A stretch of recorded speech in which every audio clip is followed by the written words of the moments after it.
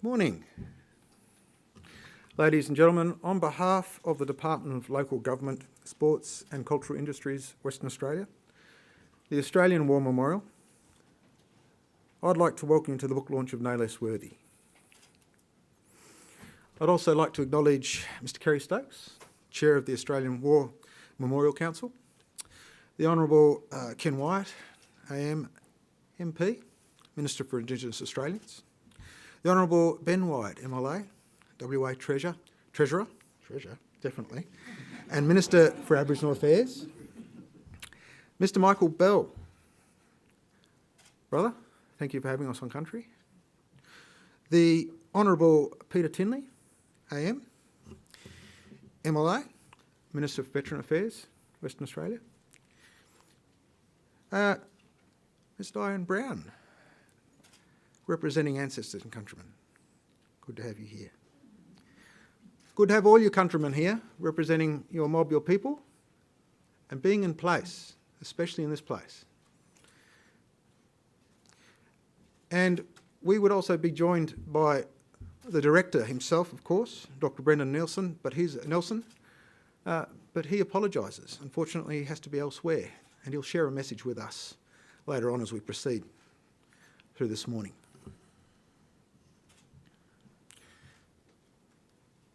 So, who am I? Well, aside from this being this bald fella up the front, my name is Ron Bradfield.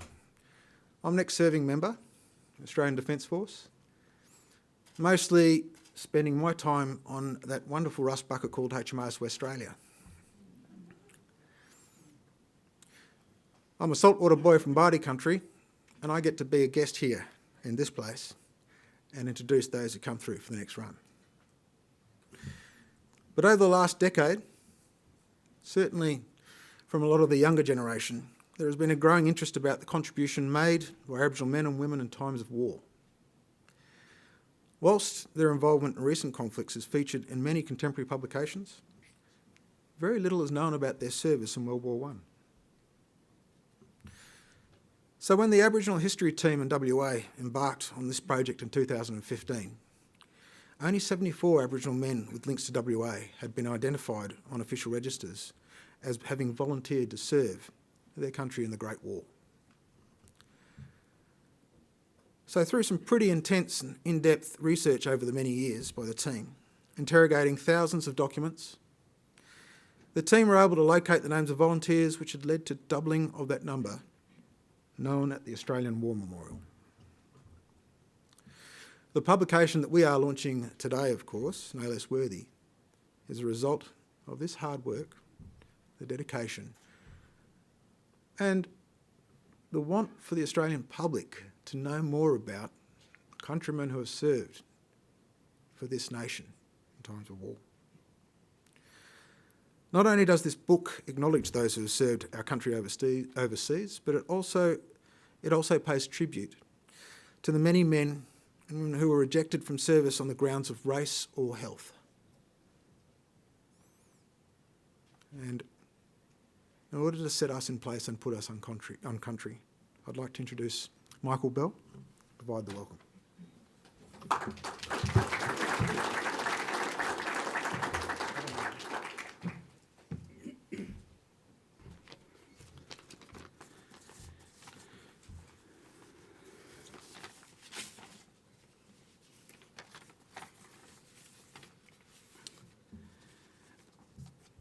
Good morning all, and welcome to the Australian War Memorial on Ngunnawal country. I would like to acknowledge my Ngunnawal elders, the AWM Elders Council and the Elders Council of the Knowledge Holders Guidance Group. I would also like to pay my respects to the elders present, Dr Richard Wally and Auntie Diane Brown, representing the Hutchins family and descendants of the Western Australian service people identified in this book.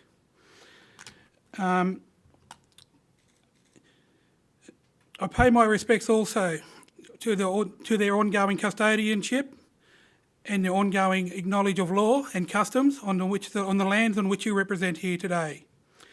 I also pay my respects to those who have served, those that are still serving, and the families that have loved and supported those service people.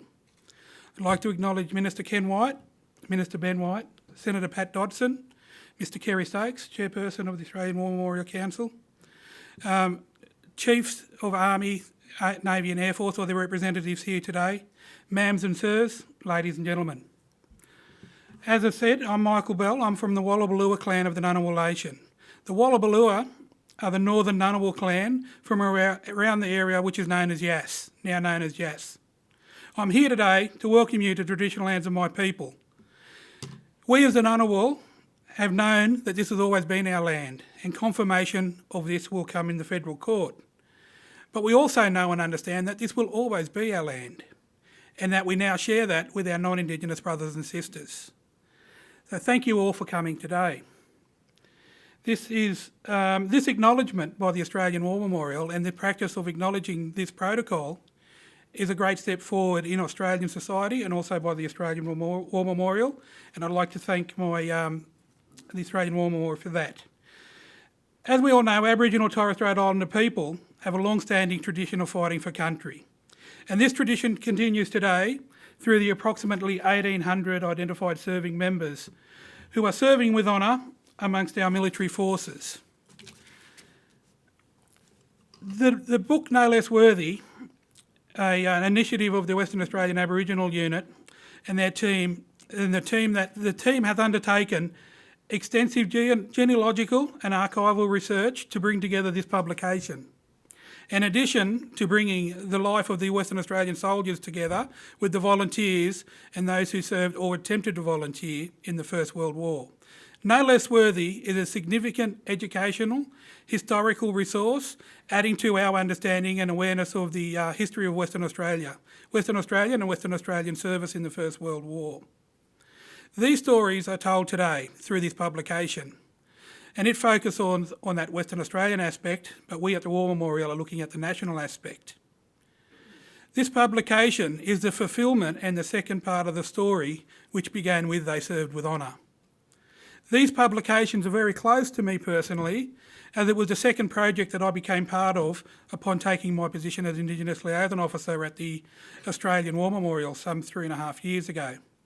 Mark Chambers, the dedicated and tenacious researcher that is responsible for the words and work in this book, along with Jade Balfour, contacted me all that long ago and started saying, how many people do you know? And we've been working collaboratively ever since, and with the cooperation of my superiors at the War Memorial. So this project has been well supported and an ongoing passion. I'd also like to acknowledge the work that Auntie Margaret Beedman, Uncle Gary Oakley and Major Lee Dunn have done into this end.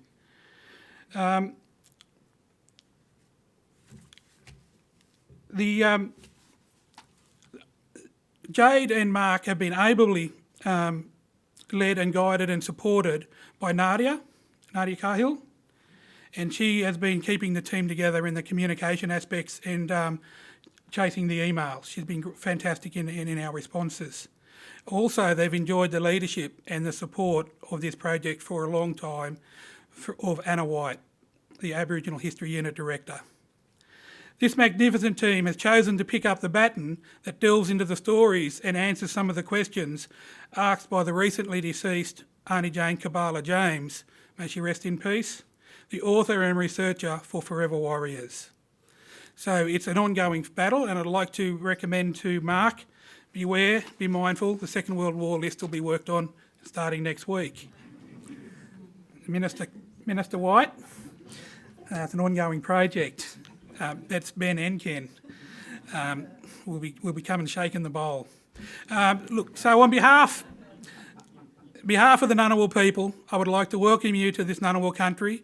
I also hope that you spend some time enjoying the beauty, the attractions that my country has to offer, and I leave you with this little piece of advice. Please leave small footprints on my country, but please feel free to leave many of them.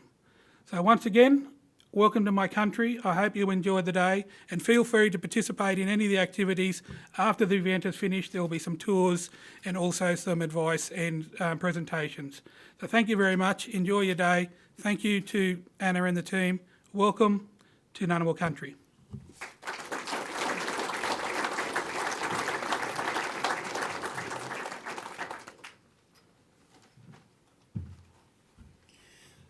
I'd like to call upon Dr. Richard Wally to respond.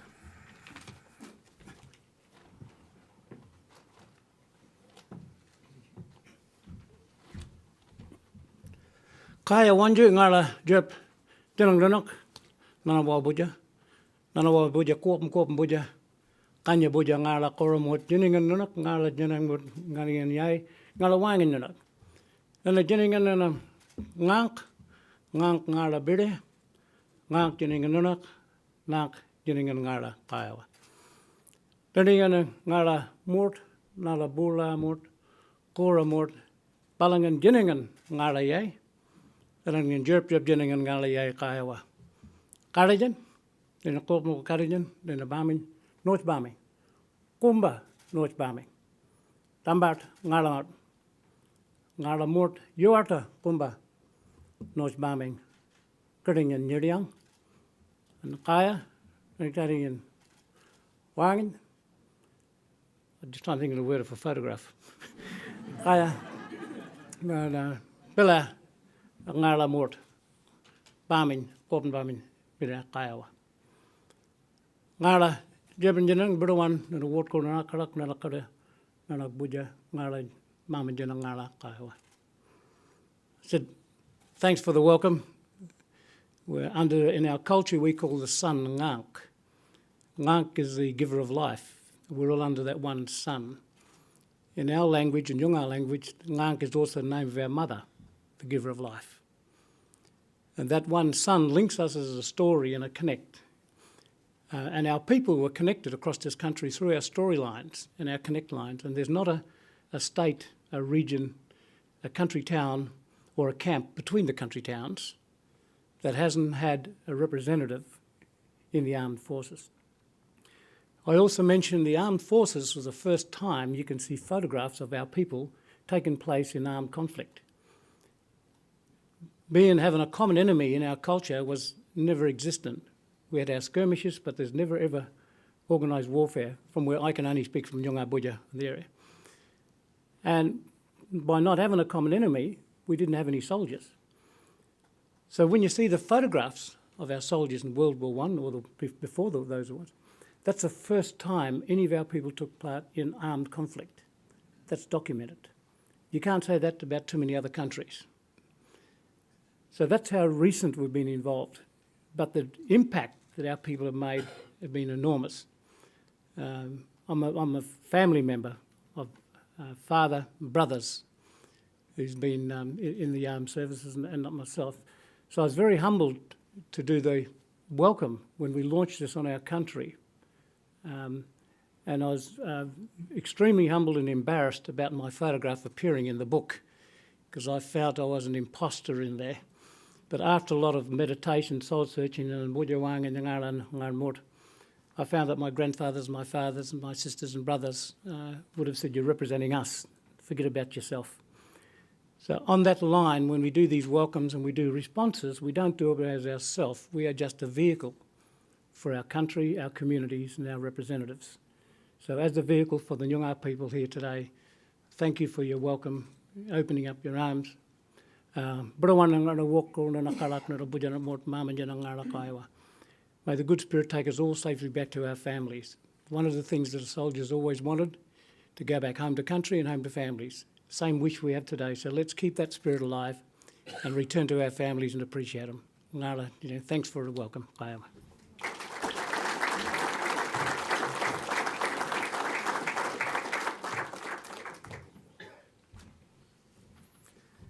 Thank you, Richard.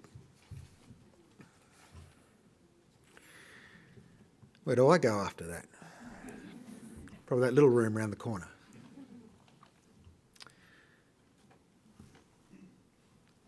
No Less Worthy. Launched last year, telling the story of a bundle of service people who put on a uniform and went away to fight for a country that didn't recognise who they were. We don't often get the chance to tell that story. We certainly haven't got the ability to roll back any sense of time now and listen to the yarns of those folks. And any who remember the yarns of those folks at that time will remember that they often didn't say very much at all. They came back quiet, they disappeared back to where it was that they came from. And I guess, for all intents and purposes, dropped off the map. What we have is memories. And we've got these amazing visual memories that the team has managed to pull through and put in front of you and package up in this amazing, amazing publication. I don't know, well actually I'm probably talking about in this particular space, I'd say more than half of us here have put on a uniform or are wearing one now. And you know what it's like to be issued your first kit. You remember what it's like to sit in that barber's chair and be clipped. You remember the smell of certain bits as they're passed through. You remember walking through the armoury and being issued your rifle. You remember the instruction that says you must remember the serial number. You remember how things come apart and things are put together. Your daily life becomes a routine. No less so for these soldiers who served in the First World War. Could you imagine being issued for the first time your first pair of brand new socks? A pair of boots that actually have the heels still on them. The nature of what it is to walk around in something new that you've got to wear it in, and it hasn't been worn in for you at least 3 times already.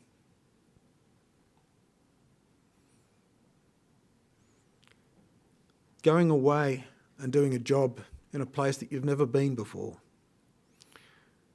Struggling with the nature of actually taking on a culture in uniform that's far removed from yours, on your land. Putting on a skin now. You young fellas up the back, you know what this business is about. You're putting on a skin for a country. Most of you fellas, that's a green skin. It's a shame because the white skin's so much better now.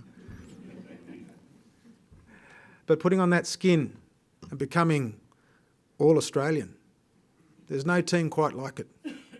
You're a member of the biggest, largest gang of Australia. The biggest tribe.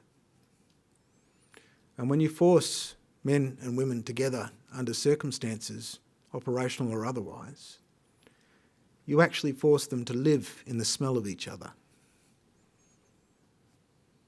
You force them to come to terms with each other past the point of being a man or a woman, being this religion, that religion, being this sexuality or that sexuality.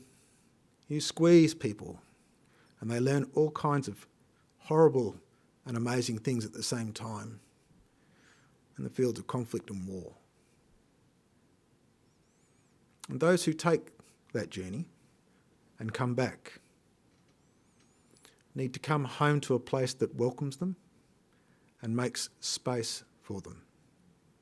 And that was the struggle when these folks came back from the First World War, still the struggle from the Second World War, and the struggles subsequently as others returned home to their families, and the trauma and the damage rolled on.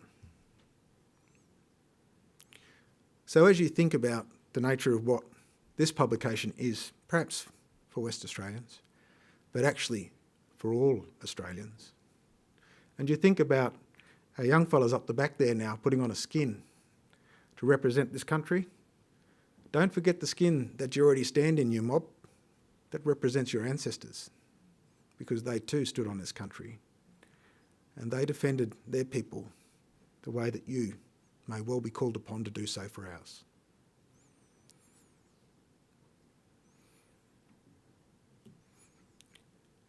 The nature of service calls upon you to serve.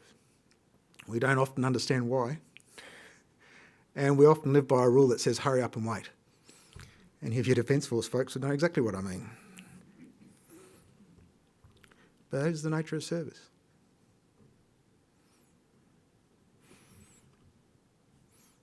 And leading us into the rest of this, I'd like to introduce the video presentation from the director, Dr. Nelson. And please take time to stop and listen to the message that he shares. Thank you.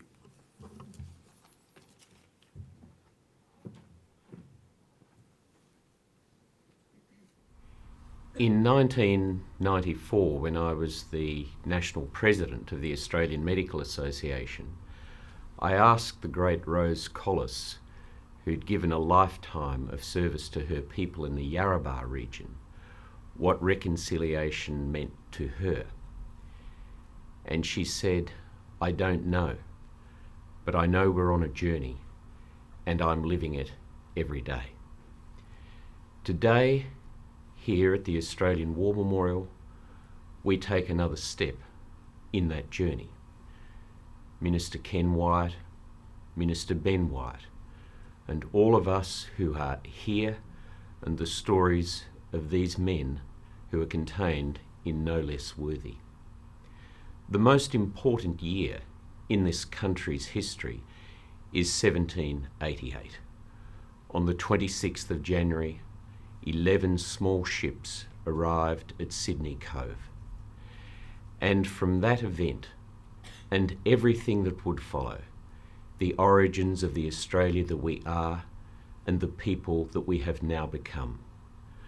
Millennia of rich Aboriginal history, custodianship and culture would be devastated by what would follow. And notwithstanding the instructions of George III to Arthur Phillip that maximum beneficence should be applied to the natives as they were then described, inevitably and tragically, violence would be perpetrated against the first Australians in the process of dispossession by pastoralists, by police, and at times Aboriginal militia. Yet then, only 4 or 5 generations later, these Aboriginal Australians, living in a desperately unequal Australia, then denied their Aboriginality, denied kinship, denied family, to enlist, serve, fight, suffer, and die for the young nation that had taken so much from them. And often they would be enlisting alongside the sons of those who had perpetrated violence against their families. And then those who did survive the war, having found for the very first time in their lives equality in the Australian Imperial Force, would return to a desperately still unequal Australia. A generation after the lives of the men who bring us here today, one man, Charles Mean, who'd been born at Mamiang Island in the Torres Strait, told the Australian Tribune newspaper on the 1st of June 1944 from New Guinea, where he was fighting with the 2nd 33rd Battalion. He said, "I know I am fighting for a new world in which my people will get a better deal. I want to return to an Australia where my people will have equal rights as citizens, to an Australia where Aboriginal children will have the right to education, to work, and a happy, healthy life." That man, that Indigenous Australian, fought in Syria, the Kokoda Trail, at Gona, Shaggy Ridge, Balikpapan, served in the British and Commonwealth occupational forces, was awarded the military medal fighting with 1 RAR in Korea, and then in the Malayan emergency. Over 22 years of his service to this country, not a thing changed. Not a damn thing. The Australian War Memorial was conceived in the bloody fighting of Pozieres in July and August 1916, when Charles Bean, the official First World War correspondent, observed 23,000 Australian casualties, including Aboriginal Australians, over 6 weeks. 6,800 dead, 5 Australian Victoria Crosses. An mortally wounded Australian asked of him, "Will they remember me in Australia?" And from there he conceived and resolved at its end, he'd build this, the Australian War Memorial. This is a unifying institution. In this place, there are no party politics. There is no religion. In death, everyone is equal. No rank, no military honours, and there is no race. But within that framework of equality, a special place is afforded to Aboriginal and Torres Strait Islander Australians. A short distance from the theatre in which we gather is hanging a painting, one of a series that we have been acquiring. This one by Rover Thomas, the Ruby Plains Massacre one, a depiction of an event in which pastoralists killed several Aboriginal men in the East Kimberley in 1880 who had killed a bullock. And it tells the story of just one of those series of violent events through what Rover called the killing years from 1880 to 1920. The reason the Australian War Memorial proudly acquires and hangs these works is to imbue into our visitors what Graham Davison described as the imaginative capacity to see the world through the eyes of others. For us to see the world through the eyes of these Aboriginal Australians who endured all of that to then serve and, as I said, fight and die for this country, our country, Australia. When visitors step into the Australian War Memorial, the first thing that they will see, right alongside that bullet-ridden Gallipoli landing boat, our most precious artefact, permanently hanging, is the APY Lands artwork, protecting country and culture with spears. And the reason for doing that is to remind every single one of us on this journey of reconciliation that these Australians have given their all, their lives, for the defence of our common land, our common mother, Australia. And our message as a unifying institution to our nation, to our political leadership, is that within a framework of equality, as we are as Australians, a special place can and should be afforded to these first Australians, in a practical sense and in a spiritual sense. And as I say to visitors, to VVIP visitors, that unknown Australian soldier, who's definitely not a general or an admiral, almost certainly a private, a corporal, a sapper, sergeant, junior officer, could be an Aboriginal Australian, and we revere his idealism and our heroism. And here, as you gather for the launch of No Less Worthy, we all reflect on this journey of reconciliation that we are on, and I particularly thank Ministers Ken and Ben White and the authors who've documented these stories of these proud Western Australian Aboriginal men for their significant contribution to it. Welcome to the Australian War Memorial.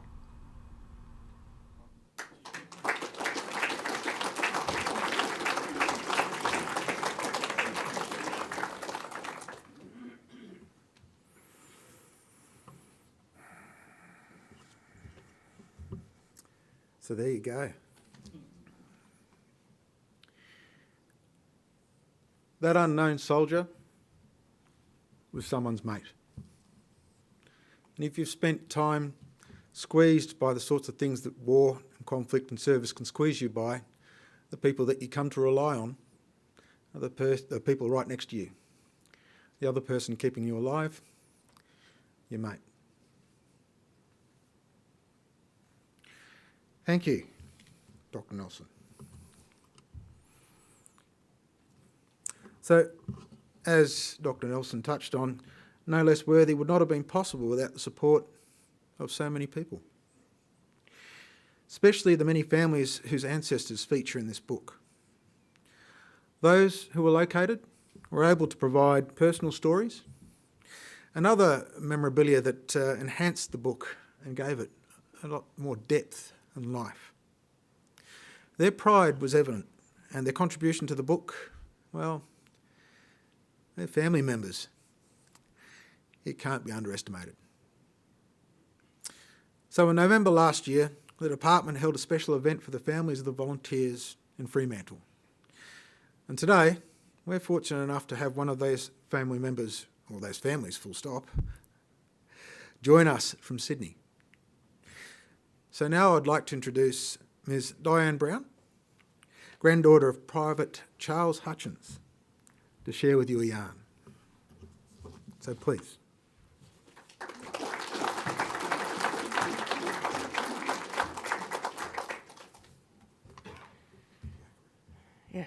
Ministers, distinguished guests, ladies and gentlemen, my name is Diane Brown. I live in a Sydney suburb, as already said, that was originally a World War I soldiers' settlement.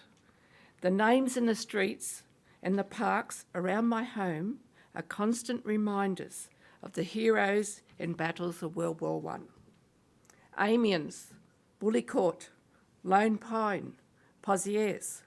The names go on. My street is named after a Victoria Cross recipient, Percy Statten. Oh, I'm a bit shorter. Right, okay.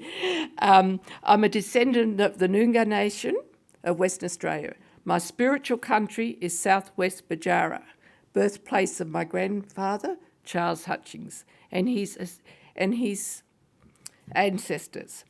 He is one of the soldiers that is honoured in this book. Today I would like to share with you a story, my grandfather's story.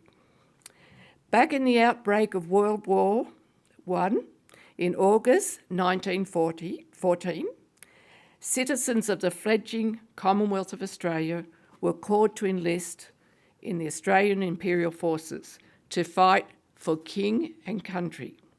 Discrimination was rife at the enlisting office. You'll hear more about that later, where a medical officer could reject a darker Aboriginal undergrounds, or in some cases, just for not being of a substantial European descent.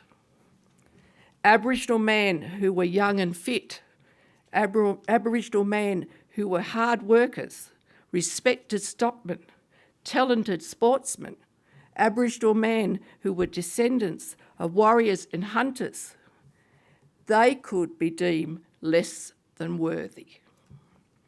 In my grandfather's case, his enlistment document, his next of kin was recorded as Guardian Mrs. Lucy Preece.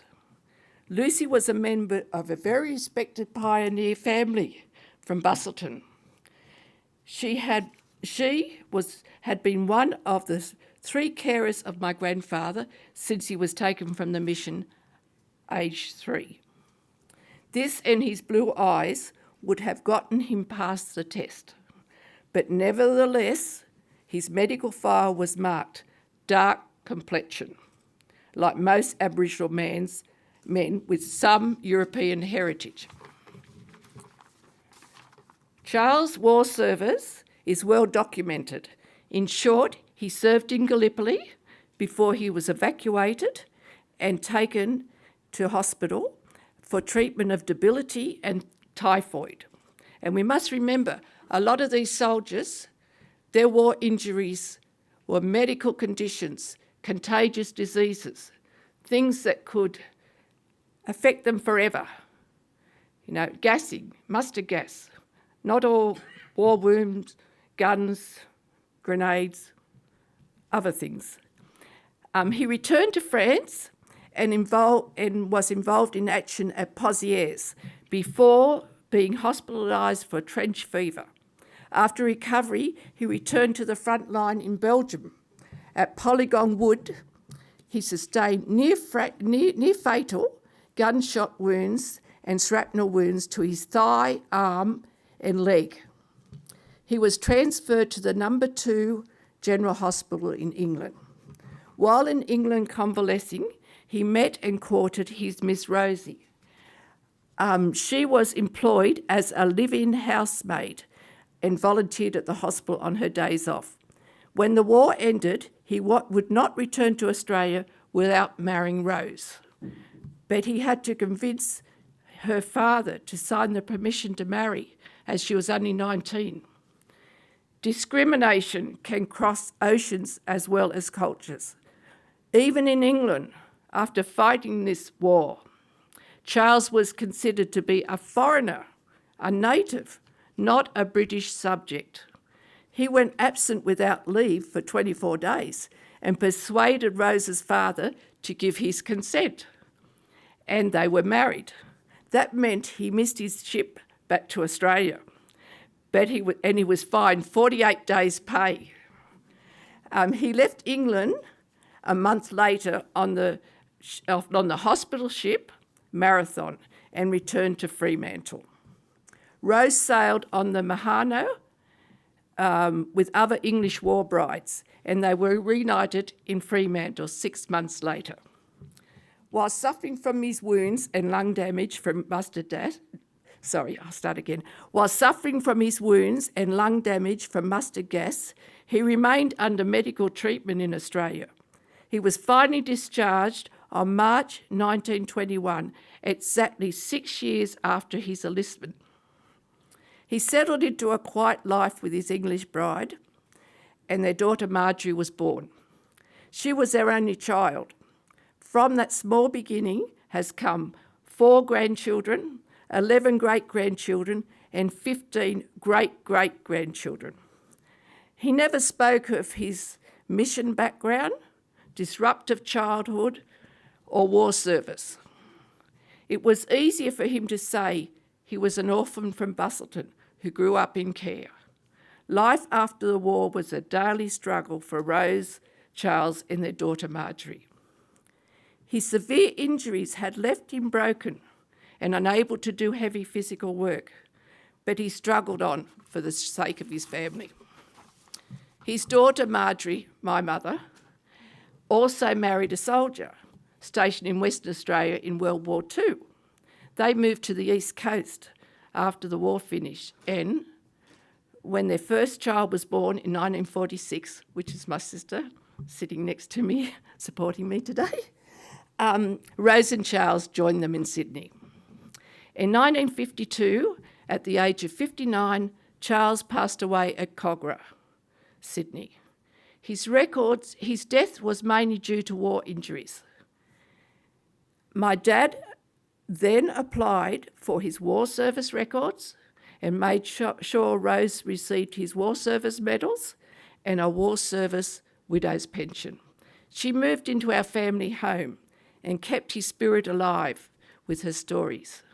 In our memories, he was our loving pop who always had time to spend with his very young grandchildren.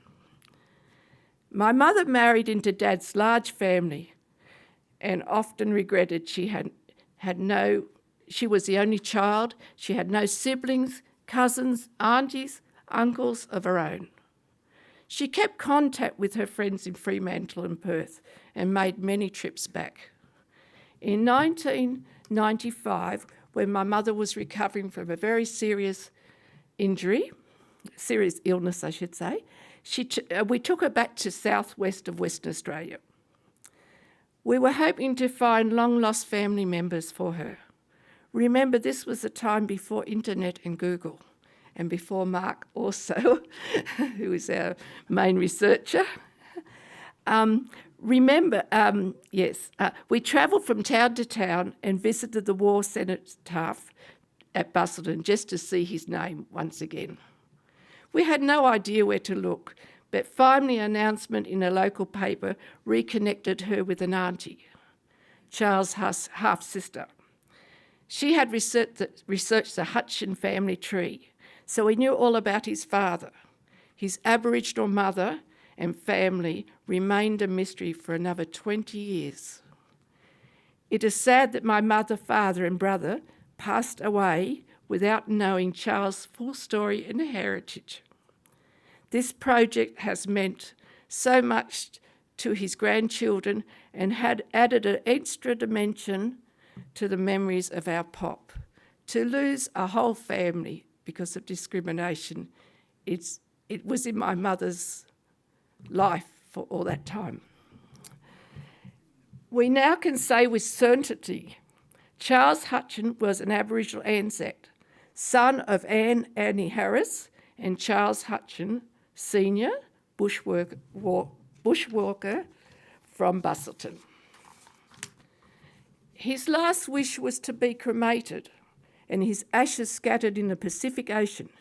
He believed the ocean's tides and currents would take him back to the Indian Ocean and Western Australia.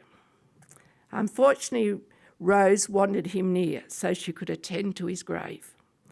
His ashes were placed under a rose bush near his name plaque in a Sydney cemetery.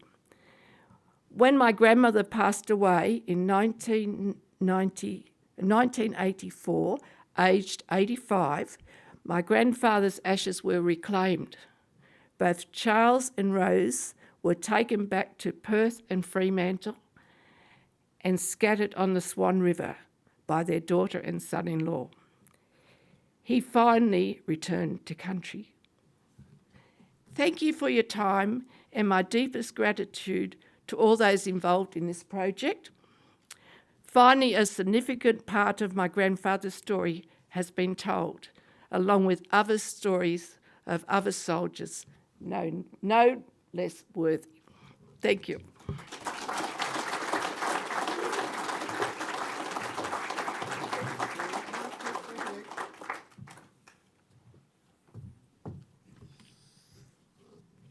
Get those talking sticks back up.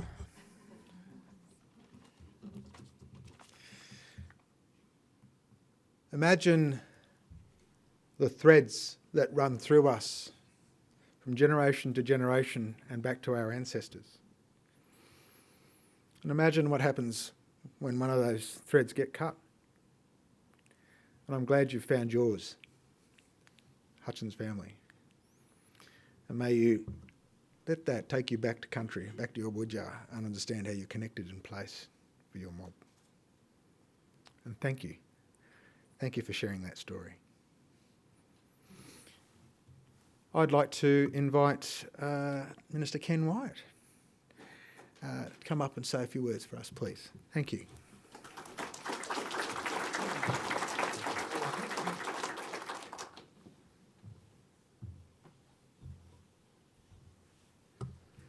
Can I begin by acknowledging the traditional owners, the Ngunnawal and Ngambri people, their elders past and present. And Michael, thank you for your welcome to country. It's always good to leave footprints in the dirt of another's, particularly when you're welcomed. Mr Kerry Stokes, Chair of the Australian War Memorial Council, Ben Wyatt, MLA, Treasurer and Minister for Aboriginal Affairs, Peter Tinley, Minister for Housing, Senator Patrick Dodson, my elder, Richard Wally.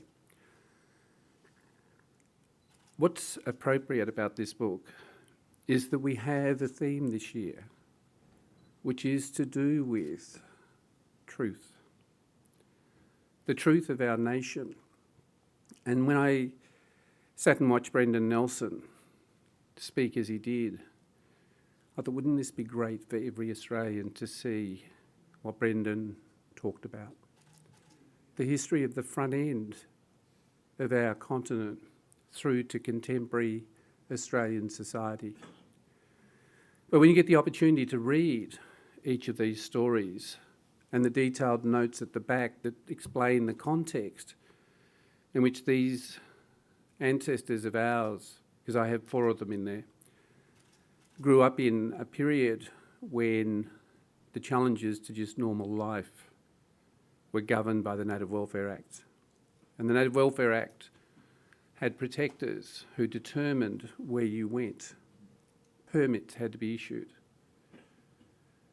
And the work that the team have done in pulling together the stories from not only family but from the National Archives, and it's great to see the Director of the National Archives here, and from Trove, looking at newspaper articles to fill in the gaps, and then talking and researching, has resulted in a book that captures the detail around each man who served. And we have to remember they were volunteers because they did this against the Act, the Military Act at the time. But they gave of themselves in the belief that they were defending this nation. They were defending a way of life that they believed was the right one, although their own lot was not that of equality. That each serviceman, when I read through the book after Anna had brought it home and showed me the draft, I sat and marvelled at the capability and the resilience, at the skills that each of them had in different ways, from sporting through to the work that they did. And what I like about each of those stories is that my set of Hasluck contains the training areas that many of these men trained in, Gooseberry Hill. And they left, and that is a scene in the street of Guildford, in the Midland area. They trained and then they walked to the railway station, caught a train to the ships in Fremantle and set sail. To many, it was an adventure until they experienced the elements of war. And when you read sometimes the letters that soldiers sent back to family, and I've heard a few read out, their optimism about returning, but their commitment to their mate. As you said earlier, you become used to the smell of the person beside you because you are in campaigns of war where you don't have the luxury of showering every night. You see and have indelible memories of the things that happen around you. And Diane, you were right when you made the comment about those memories, because every significant event in our life, we have a visual image that we retain within our minds. They never go away. The day you marry, the day you have your first child, you can visualise the event. For servicemen, it would be no different. But they returned to a set of circumstances that saw them step back in time and into a routine that didn't recognise their contribution. And I think Brendan captured it so succinctly when he said hope and aspiration of equality while you stood side by side. But when you step back onshore here, then you weren't allowed in the pub. You weren't allowed to sit in a picture theatre unless you sat in the Aboriginal seats. You had the restrictions of policies and legislation. And yet, each of these men, and I do implore you all to read them, because it is the truth of our nation. And in telling the truth, we have an understanding of the commitment and the history and place in time in which an impact shapes and determines the destiny of our nation. And the destiny of our nation was well entrenched, firstly by the 13 Nyungas, in my case, who served at Gallipoli. And then they were joined by the men that you read in the book. But the other thing I do like about the book is it lists those men who tried to enlist but were deemed to be too dark or to be deemed as not having enough European blood. They were prepared to serve a country that they loved. So I want to commend and compliment your department, Ben, and for the work that that unit has done. It's lifted obscure records and brought to life the stories of every Aboriginal man in Western Australia who served in that First World War. And our contribution in making available funding to enable both of us to print the number of copies that will go to schools and to those families whose members are recorded is a privilege from the Commonwealth perspective. And I look forward to when you produce World War II, Vietnam, and all other campaigns. But I thank you for the privilege of addressing you today.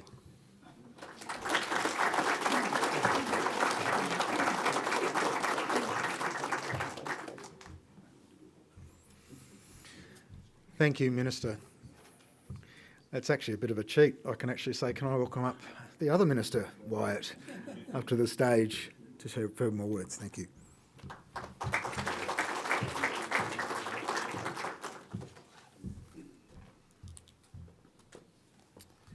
Thank you, Ron. Good morning, everybody. Michael, thank you for your welcome to country. Can I also acknowledge the Ngunnawal people? It's when you come from as far as Richard and I and those who've come from Western Australia, it's always a delight to celebrate the traditional owners when we travel around this country, and I want to thank you for your words this morning. Can I acknowledge the chairman of the Australian War Memorial Council, Mr. Kerry Stokes, AC, my parliamentary colleague, the Minister for Veterans Issues in Western Australia, Peter Tinley, the WA Senator Pat Dodson, Ken, of course, the Minister for Indigenous Australians from Western Australia, Ken, from all the public servants who are here from the WA Aboriginal History Unit, and I'll make some comments about you again in a minute. And I look around this room and I see a lot of people here in uniform. Can I thank you for coming? When we celebrate parts of our military history, the fact that so many of us in this room have connections to and have served in uniform is something I'm very, very conscious of. So thank you very much for coming this morning. He's not here, but I can't help but just reflect on the speech by Dr. Nelson, which was wonderful. And you're right, Ken, that is a speech that I'll be keen to show many others. It was a wonderful reflection on reconciliation. And finally, Diane, thank you very much. Wonderful speech that highlights the devastation of discrimination and how that passes down through the generations. Thank you very much for your words this morning. To be here, and as Dr. Nelson said, as the home of unification in the Australian War Memorial is something that I never thought when I was elected to office back in 2006 I'd have such an honour to do. The Australian War Memorial is, of course, an Australian institution. It is something that Australians, with the sheer numbers of students that come through Canberra and visit, and the fact that it is central to our story as a nation, to be here launching a book about the Western Australian Aboriginal contribution to World War I is something that I'm deeply, deeply honoured to be a part of. The story of our Aboriginal people in Western Australia and their connection to our military is, of course, as we've heard this morning, inherently bound with the fact that Aboriginal people had to deny who they were, as Dr. Nelson said, to actually form part of that great institution, our Australian military. At a time when Aboriginal people were not just excluded, but through policies of government and legislation of government, taken very much away from the Australian identity, at a time when Aboriginal people were not just ignored, but deliberately controlled to the point where the policies of governments were to try and ensure that the Aboriginal cultural experience in Australia was lost. For those people to then stand up in a volunteer environment and say, I want to serve this nation that has done so much to take my identity, is quite extraordinary. And when you read through the stories of those veterans and you reflect on the fact that, as we all know, once a part of that great military, their identity was very much as a member of their section, their platoon, their battalion. And that identity that they took around the world, forged relationships with each other, took what was then an early nation, not long after the states had federated, took that around the globe and created what we celebrate now here at the Australian War Memorial, and then to return home again to find a nation that hadn't changed in how it treated its Aboriginal people. And there is a certain sense of irony because, of course, the First World War was so disruptive to global empires, to the global structures that saw monarchies toppled, that saw countries disappear, nations disappear. Yet in Australia, we remained rigid for many years after the First World War in how we excluded Aboriginal people. Just before, as I was standing out here before we came in, I was talking with Mr. Stokes, and he made the point that the memorial here is a memorial about relationships. And I can't help but think, listening to the speeches this morning, that that's exactly what the stories here in No Less Worthy tell us. It's a story of relationships of individuals, Aboriginal people, within their military environment. It tells us the relationship of Aboriginal people and Australia, still struggling with embracing their Aboriginal citizens. And it tells the story, of course, of those individual men who came home, as Diane tells us, unable to talk about the experiences that they had, unable to talk about their own personal stories of mission life, and the fact that they had to inevitably deny their own Aboriginality to get to the point of being treated equally within the military forces of Australia. This is a wonderful book, and it is one that I want to thank the WA Aboriginal History Unit. If there is a unit in government, and as Treasurer I get to know these things, if there is a unit in government in Western Australia that runs, as they say, on the smell of an oily rag, it is the Aboriginal History Unit in Western Australia. Mark has been mentioned a few times tonight, this morning, and I'm delighted by that because I think the word tenacious was attached to him, and I think that's quite correct. Going through in never-ending amounts of material not only makes you realise the efforts that past governments went to control the lives of Aboriginal people, because the documents that we have are just quite extraordinary, but to collate that, to then engage family members in often sensitive conversations around Aboriginal identity, and to put that into the book that we launched today here in Canberra is quite extraordinary. And so to Anna and your team, I want to thank you because you have left not just Western Australia but the nation with an incredible truth around our history, and that is the Aboriginal identity, wherever you come from within Australia, the Torres Strait identity, is one that we still as a nation struggle with. It's one we're getting so much better at, and through celebrations like we have next week with NAIDOC Week, the fact that NAIDOC has become such a prominent part of the national agenda highlights the fact that that struggle gets easier, but the truth that we have to continually tell each other, remind each other, and bring out into the open is one that is challenging, not just for non-Aboriginal people, but for Aboriginal people. But it is overall, I think, a wonderful story of our country and the fact that we are an generous people. We are a nation that is so proud of the sacrifices made by so many of us that we celebrate here at the National War Memorial.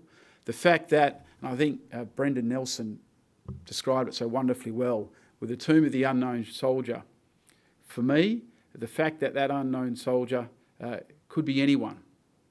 It could be anyone. It could be anyone of any background. And the fact that so many Australians come here to honour that unknown soldier highlights the fact that we are, as a nation, slowly moving towards the reconciliation that we so badly need. And once we've done that, the story of Aboriginal Australia is, of course, the story of our nation, and it is the story that we can all celebrate. Thank you all for coming this morning. Thank you for celebrating this small part of our national journey of reconciliation, and thank you very much for celebrating what were and are Aboriginal volunteers from Western Australia. Thank you.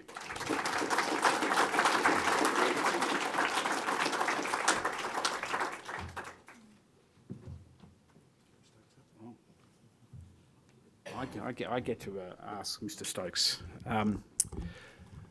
It's a great honour I get to ask Mr. Stokes, the chairman of the Australian War Memorial Council and a great Western Australian, to come up stage. I've got to give you a copy of the book, Mr. Stokes, and I think you'll also be saying a few words. Please welcome Mr. Stokes.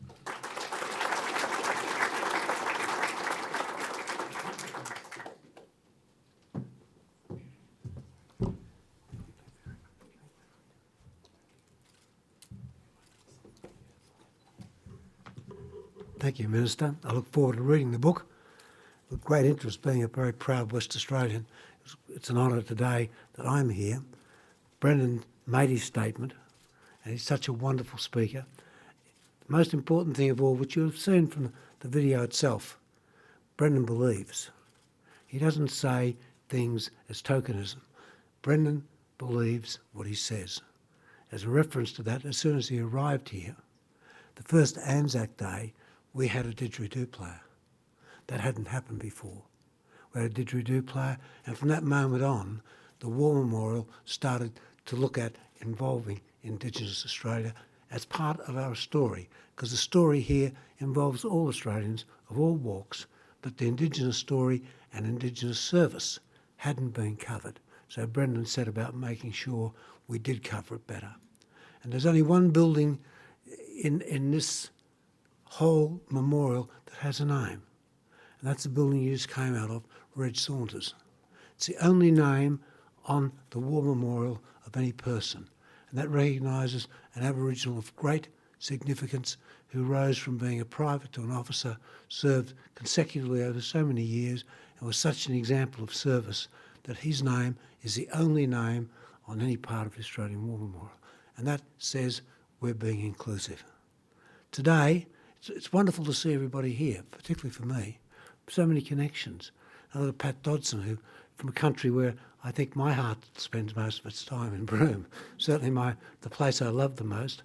And June Oscar, whose Bunaba people allow me to use, and pastoral leases up in her country, which she and her people we share together.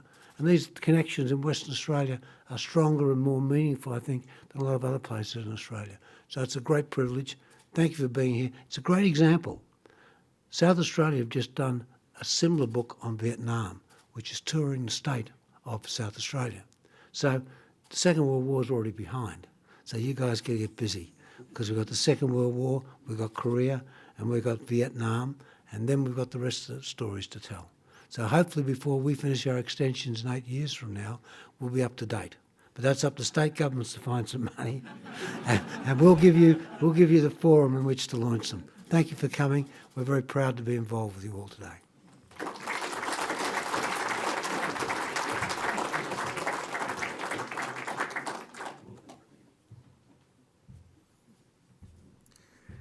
Thank you, Minister Wyatt, Mr. Stokes. And that concludes our evening, or our morning, I should say. Evening, I've kept you here that long. As you leave this place, we're often considering the National War Memorial here as a place that people come into and gaze upon. They gaze in and amongst all of the displays and memorabilia in this place.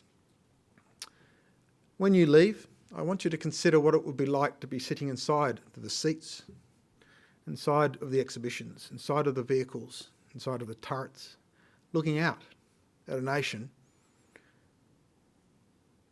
and ask it what you'd want today. We've got some business to do now that we know these stories.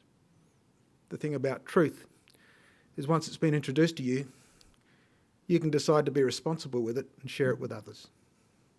And we invite you to do so from this day forward. So thank you, folks, for coming. Thank you for joining us. Wenna? Oh, true. So we're going to actually sing everybody up? Come on. Yeah, come up. And also, folks, if you can't get a hard copy, outside you will find these wonderful cards. That'll tell you where you can get them online. There's an electronic copy online. Just Google it and you'll find out where you can go. Thank you, Google, and please, Richard will sing you out. I got permission from Michael and people here. In our country, we're linked by song lines. And we just wanted to share one of our songs called Jinning and Bow, which is on the hill looking across to the other hill. Karamunda, Karakumba. So in our area is Kings Park, which is Karamunda, hill of significance. Looking across to the Darling Ranges, we call it Karamunda. You've got Mount Ainslie here, you've got the Black Mountains. Every country has got the high points that sing from hill to hill. And those hill points are our nodes of connection. So to sing is out on their thankful permission for being able to sing on your country. Jinning and Bo, Jinning and Bo, Karamunda, Jinning and Bo, Karakumba, Jinning and Bo, Ngala, Boja, Jinning and Bo, Jinning and Bo. Jinning and Bo, Nyonga Boja, Jinning and Bo, Nana Wa Boja, Jinning and Bo, Ngala, Mur Boja, Jinning and Bo, Jinning and Bo. Jinning and Bo, Jinning and Bo, Mam and Jinangal, Jinning and Bo, Mam and Jinangal, Jinning and Bo, Ngala Boja, Jinning and Bo. Kaya, Mam and Jinangal, may the good spirit be with us.